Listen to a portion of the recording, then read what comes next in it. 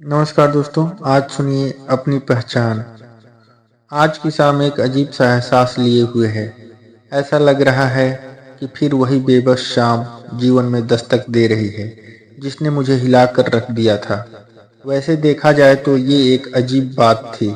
मैं, गायत्री, उसी अस्पताल में, उसी बिस्तर पर, उसी केबिन में 10 दिनों से बीमार थी। ये महज इत्तेफाक ही तो था, और क्या था। मगर आंखें धुंधली हो चली थी, क्योंकि आंसुओं ने अपनी जगह बना ली थी। डॉक्टरों के अनुसार मैं 3-4 महीनों से ज्यादा नहीं जीने वाली थी। एक बड़ी बीमारी ने मेरा दामन जो थाम रखा था। मैं बिस्तर पर लेटी लेटी अपने जीवन के सारे गुजरे पलों को जैसे किसी फिल्म के समान देखने लगी थी। अभी मैंने शादी करके अपने ससुराल में प्रवेश ही किया था कि तरह तरह की बातें होने लगी थी। उस जमाने में भी मेरे बाबूजी ने अच्छी खासी दहेज की रकम दी थी, जिससे सभी की आंखें चौंधियाने लगी थी। पति को साइकिल भी मिली थी। दौरा में पैर डालकर मेरा गृह प्रवेश हुआ था। गांव की मिट्टी का वह घर और मैं शहर की लड़की। मुझे जरा परेशानी तो हुई, पर पति का साथ सब कुछ आसान कर देता था। जहाँ पति पढ़े लिखे व नौकरी करते थे, वहीं मैं केवल 9वीं पास थी। मुझे 4 नंदे और एक देवर मिले। सास नहीं थी। ससुर साक्षात ईश्वर स्वरूप थे। मेरे मन में एक डर घर करता जा रहा था कि मुझे अपनी नंदों के साथ गांव में ही कहीं न रहना पड़े और पति अकेले ही शहर न चले जाएं। ये ईश्वर की कृपा ही तो थी कि मुझे शहर में जाने की इजाजत मिल गई, और पति से दूर रहने की कल्पना मात्र से भी मैं परेशान हो जाती थी। शहर की रंगीनियों के बीच में अपने पति और तीसरी ननद के साथ आकर रहने लगी। नंदों की शादी में पति ने पूर्ण सहयोग दिया, और ससुर लड़का खोजकर विवाह तय करते और मेरे पति धनराशि देकर मदद करते थे। मैं बड़ी भाभी होने का फर्ज निभाती गई। बेटी जब तक मायके में रहती है, उसे जिम्मेदारी का एहसास भी नहीं होता, पर शादी होने के पश्चात जैसे वो परिपक्व हो जाती है, एक नए परिवार से खुद का रिश्ता जोड़ने में उसे कुछ समझौते भी करने पड़ते हैं, कई इच्छाओं का त्याग भी करना पड़ता है। जबकि मेरे ससुर जी की सोच सुलझी हुई थी। दुल्हन वहीं रहेगी जिसके साथ उसकी शादी हुई है। मेरी बेटियों को संभालने की जिम्मेदारी मेरी ही है। बाबूजी शायद पत्नी के बिछोह का दर्द समझ रहे थे। उनका स्वर्गवास 5वें बच्चे के जन्म के समय हुआ था। बाबूजी गांव पर ही सम्मिलित परिवार में रहते थे, जहां उनके बच्चों की देखरेख बड़े भाई की पत्नी किया करती थी। इसलिए नंदे अगर मेरी साड़ी कपड़े में कुछ मांग बैठती तो मैं ना नहीं कर पाती थी, भले ही वो मेरी पसंदीदा वस्तु क्यों न हो। मुझे अपने पति के साथ रहने का अवसर जो प्राप्त था, इस बात की मैं सदा ही शुक्रगुजार थी। साथ ही देवर भी अपनी पढ़ाई पूरी करने के लिए हमारे साथ रहने लगे। इन सब के दौरान मेरे भी 2 बच्चे हो गए। हर परिवार की तरह हमारे परिवार में भी कुछ उतार चढ़ाव हुए, पर वो समय भी नहीं थमा, गुजर ही गया। तभी अचानक एक मीठी सी आवाज कानों में पड़ी, माताजी, अल्ट्रासाउंड के लिए चलना है। मैं चौंक सी गई। फिर मैंने कहा, ईश्वर न जाने किस गलती की सजा दे रहा है। चलो बिटिया, कहकर मैंने नर्स का हाथ थामा। उसने कहा, माताजी, आप तो बहुत हिम्मत वाली हो। मैं तो औरों को आपका उदाहरण देती हूँ। आपको तो अभी पोते की शादी देखनी है। बातें करते हुए मुझे व्हील चेयर पर बिठाया। एक एक पल जैसे बोझ सा महसूस हो रहा था। मैं चलते हुए सोचने लगी कि अगर पति बीमार हो तो पत्नी अपना धर्म समझकर हर छोटे बड़े फर्ज को निभाती है, पति की सेवा में कुछ भी कसर नहीं छोड़ती है। मगर कोई ये बताए कि क्या पति पत्नी के साथ अपना प्यार, सहानुभूति, उसकी सेवा शुश्रूषा का फर्ज निभा पाता है? उसे पत्नी की सेवा में धर्म क्यों नहीं नजर आता? अगली सुबह बिस्तर पर पड़े पड़े खिड़की के बाहर देख रही थी, तभी नर्स केबिन में आई। माताजी, आप कैसे हो? आपने नाश्ता किया? हाँ, कर लिया, मैंने कहा। और आप अपने पति के विषय में उस दिन कुछ बता रही थी। उन्हें इसी केबिन में भर्ती किया गया था। हाँ, वो अब नहीं है। उनकी दोनों किडनियां ही खराब हो गई थी। उफ, मैंने ये क्या, क्षमा कर दीजिए। नहीं, कोई बात नहीं। मुझे उनकी बातें करना अच्छा लगता है।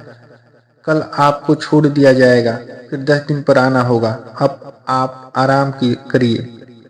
नर्स दवा खिलाकर चली गई, पर मेरा मन कुछ बेचैन सा हो रहा था। स्वच्छंद होकर पुराने समय की ओर भटकने लगा। जीवन के दर्पण में सब कुछ साफ साफ नजर आ रहा था। समय मुट्ठी में थामे रेत की तरह फिसल चुका था। मैं जीवन के अनुभवों को बटोरते हुए अपने पति के साथ समय व्यतीत करने लगी। वे मुझसे प्रत्येक कार्य में राय जरूर लेते थे। समय गुजरता गया, बच्चों की शादियां भी हो गई, हम दादा दादी भी बन गए। अभी नौकरी से रिटायर हुए 4-5 महीने ही हुए थे कि उनकी दोनों किडनियां ही खराब हो गई। अब सब कुछ अस्त व्यस्त सा होता दिखने लगा। घर अस्पताल के चक्कर आरंभ हो गए। मैं पल पल एक डर के साथ जीने लगी। पैसा पानी की तरह बहने लगा था। डॉक्टरों ने 3 महीने के लिए वेलोर भेज दिया। वहां मैं उनके साथ पल पल दर्द को महसूस कर रही थी। दोनों लड़के बारी बारी से आते जाते थे। हम दोनों में आपस में एक दूसरे से हंसते रोते और बातें करते हमारी दुनिया ही बदल चुकी थी। 3 महीनों के पश्चात हम वापस अपने शहर आ गए। सफर के पश्चात तबीयत और भी नासाज रहने लगी। उन्हें अस्पताल में जांच के लिए फिर से भर्ती करना पड़ा। स्वास्थ्य प्रतिदिन गिरता ही जा रहा था। एक दिन कुछ पैसों की जरूरत आन पड़ी। मैंने उनसे चेक पर साइन करने को कहा। बड़ा बेटा भी साथ में ही खड़ा था। बेटे की नजर पापा के कांपते हाथों पर पड़ी तो उसने मुझसे साइन करने को कहा। मैंने आगे बढ़कर कलम लेनी चाहिए। तभी पति ने कहा, हमारा ज्वाइंट अकाउंट नहीं है। इतना सुनते ही मेरे बेटे के क्रोध का ठिकाना ही नहीं रहा। मेरे भी पैरों तले से जमीन निकलती सी लग रही थी। जिस पति को देवता के समान समझ रही थी वही मुझे दलदल में छोड़ देगा। अब बेटे ने तुरंत ही ज्वाइंट अकाउंट करवाने का सिलसिला आरंभ कर दिया। पति को भी अब इसकी जरूरत महसूस होने लगी, किंतु मैं नाराज रहने लगी। मैंने पति से कहा, अब ये सब करवाने की क्या जरूरत है? मेरी चिंता करने की कोई आवश्यकता नहीं है। मुझसे अपनी सेवा तो करवा ही ली, बच्चे मिल ही गए, परिवार मैंने संभाल ही दिया। और भी कुछ करवाना है तो वो भी करवा लीजिए। इतना कहना ही था कि उनकी आंखों में अश्रु की धारा फूट पड़ी। मैं भी खूब रोई, रोते हुए क्षमा भी मांगी। उन्हें अपनी गलती पर पछतावा भी हुआ। उनकी आंखें भी नम हुई। अजीब सी शाम थी। उनकी चिंता किसी चिता से कम नहीं थी। अगले ही दिन मैं मुंह हाथ धोकर बाहर जरा एक कर्मचारी को बुलाने गई। तभी वे सो रहे थे। मैं जब लौट कर आई तो नर्स के साथ 2 डॉक्टरों को खड़े देखा। मन में प्रश्न उठने लगे। मैंने पूछा, क्या हुआ सिस्टर, सब ठीक है ना? नर्स ने कहा, हाँ आप बैठिए, बेटे को अभी बुलवाया है। बेटे को क्यों? इतना अभी पूछा ही था कि बेटा सामने आ गया। डॉक्टरों ने सिर हिलाते हुए सॉरी कह दिया। मैं समझ गई कि कुछ तो गड़बड़ है। मैंने नजदीक आकर उनका हाथ छुआ, उनसे बात करने की कोशिश की, पर जैसे वक्त ही ठहर चुका था। मैं हताश खामोश सी हो गई।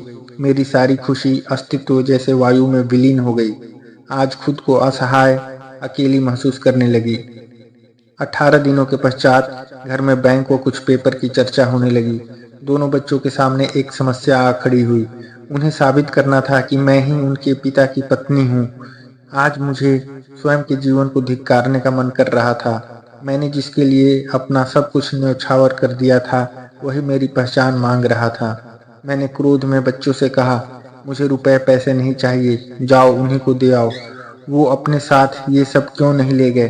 बच्चों ने समझाना शुरू किया और मुझे प्यार से थाम लिया। अगले दिन हम कोर्ट व बैंक गए। साथ ही पति के 3 मित्र भी थे जो गवाह के तौर पर साथ में चले थे। उनकी गवाही से ये साबित हो पाया कि मैं अपने पति की इकलौती पत्नी हूँ। फिर जाकर कहीं मेरा ज्वाइंट अकाउंट का प्रमाण हो पाया और पैसे को सुरक्षित किया गया। कैसी विडंबना है कि जो पत्नी एक परिवार को खड़ा करने में अहम भूमिका निभाती है, बिना किसी लालच और स्वार्थ के उसी का अपना अस्तित्व धूमिल होने लगता है। तभी नर्स ने आवाज लगाई तो मैं चौंक गई। माताजी आप तैयार नहीं हुई? बेटा घर ले जाने आया है। मैंने कहा, हाँ बस 2 मिनट देना, मैं आई। पर मैं फिर जब आऊं तो इसी केबिन में और इसी बिस्तर पर। ओहो, आप तो भावुक हो रही हो माँ।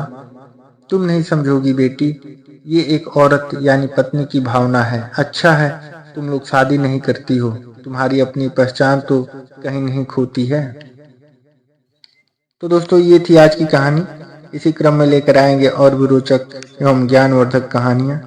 कहानी यदि पसंद आए तो लाइक करें, शेयर करें और कहानी सुनिए चैनल को सब्सक्राइब करें। धन्यवाद।